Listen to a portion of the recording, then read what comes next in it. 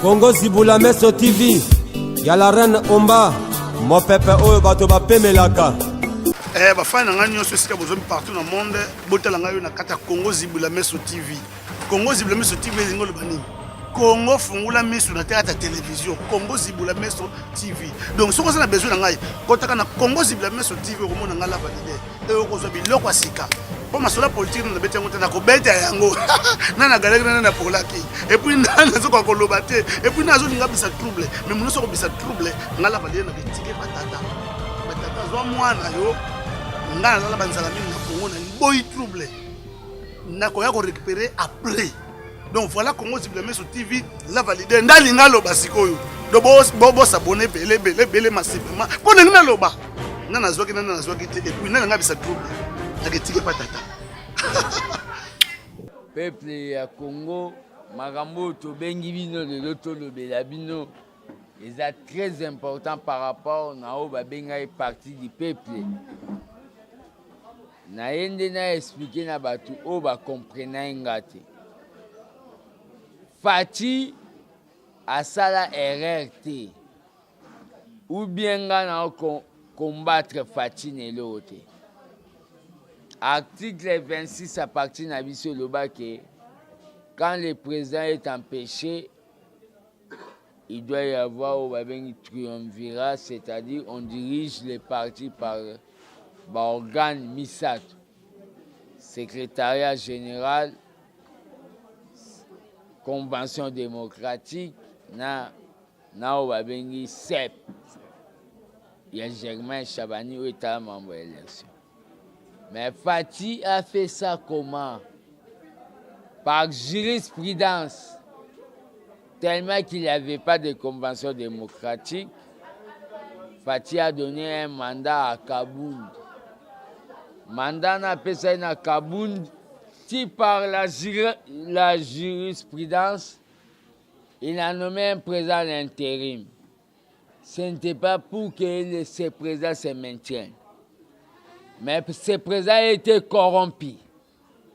Kabound était corrompu. Il y a des griefs. Il y a Kaka, na cadre, ya Kabound, na idée que Abouma partie du peuple absorbé l'UDPS comme les Palous. Kabound est allé na Katanga. Il était reçu par Mouège. C'est 4 millions. Kabound n'est plus avec nous. Kabound est de l'UDPS Kingakati. Bazana Genabango, ce que j'ai dit, l'UDPS n'est plus les partis du peuple. L'UDPS devient les partis des élites.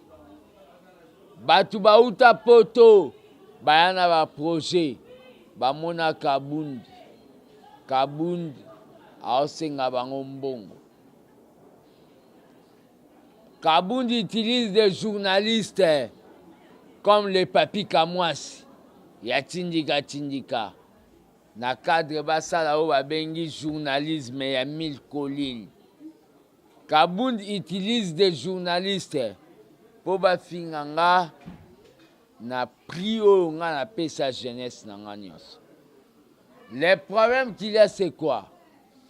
Tokendaka na tribunal ya Matete na Tibala pona koboto la kombo ya UDPS. Tibala eshua pour président ya parti na ezalaki Loseki. Loseki azalaki président délégué. Un président délégué c'est idem, c'est la même chose avec le président l'intérim. Na moment où UDPS, un président l'intérim ne peut pas aller na justice pour akoka koloba makambu ya parti na biso. C'est que na l'élection oyo tozoya nango communal. Dans le plan de 2012 ya Kabila, l'UDPS soit qu'il n'a pas candidat et Simbati. Je suis en train de dire na kota ya permanence te babetanga liboko ebukana. L'IDP, c'est un état d'esprit. Moi, je suis pas fatiste. Message n'a lancé. Tous la distraction. Distraction, côté à la mouka, et la distraction. Il y a haine, et la distraction. Il y a rêve. Mais côté Nabisope, et la distraction, il y a triomphalisme. Mais nous n'avons pas encore vaincu la dictature de Kabila. Ça, je le dis. Les problèmes qu'il y a, c'est que je suis en train de communiquer. Nous sommes là pour lutter pour qu'il y ait un véritable état de droit. Na fanatique à Chekimente. Na fanatique ya wakwenda te. Na pe ennemi ya Kabundu te. Na Tshisekedi. Les partis, on est en train de corrompre. Kabouya va nommé secrétaire général. Azao va bien un corbillard de secrétaire général. Kabouya Kunda va secrétaire général Ebele. Qui ne donne pas l'histoire. Je le connais bien. Et il me connaît bien. Bapé Sabis Bino histoire erronée. Aujourd'hui, vous qui nous avez soutenus, beaucoup de monde a parti comme dessus. Les partis, c'est un parti du peuple. Quand un groupe des individus veulent détruire ce que nous avons combattu pendant 37 ans, on ne va pas accepter, même au prix du sang. Je le dis ça. Je le dirai même à Natombo. Le problème qu'il y a, c'est quoi? Quelques batoubazoui de pescope, on n'a pas de problème. Na failli botiki à ça l'opposition. Mais le problème dans le banabino nyonso boye bango. Na minute au président de la République. Na la force du progrès, na la secrétaire général adjoint à l'armée des bâtisseurs. Na minute dans l'oba, ezake boye bake parti tambola. Totika yango te.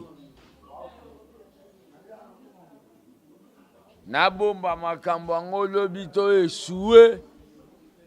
Ben ennemi ya démocratie bazo. Quand Kaboun nomme un professeur, Yaye. Kaboun, vous savez pourquoi Général Kassongo a envoyé des militaires? Général Kassongo, c'est familier avec la femme de Kaboun. Bah, mon Général Kassongo n'est pas Kaboun. Combattant à tourner à Salanine. Général Kassongo a lobby à Singapour. On doit demander des postes chez Kaboun. Des fois, vous parlez, vous voulez qu'on expose des diplômes. Personne ne connaît mon niveau. Tshisekedi m'a nommé secrétaire national chargé de la mobilisation. Fatite, Tshisekedi le père. Lelo bagomo finga pas bateau boyoka, baolo. Bazuna ba journaliste ne ba papi kamwasi. Ya tindika ba finganga. Peuple congolais, je vous dis, d'ici le mois de juin, les corps arrivent du Père. Nous avons lancé marche pour la bonne gouvernance. Et cette marche, tant que Tshisekedi avec l'onction du Père qui est derrière moi, cette marche va ébranler tous les Congos. Nous devons libérer Fati des gens qui ont vu l'IDPS comme fonds de commerce. Je vous remercie.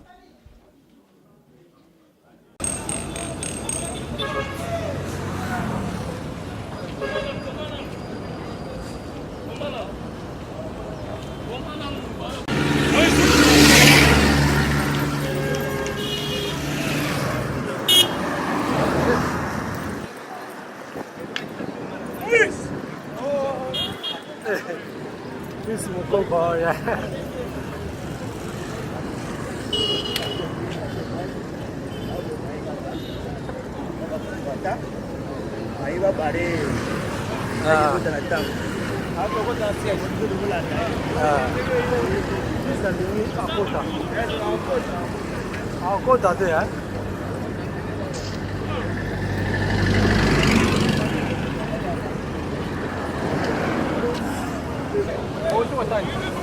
How does that put the price? Você sabe que a lua foi pouca na permanente.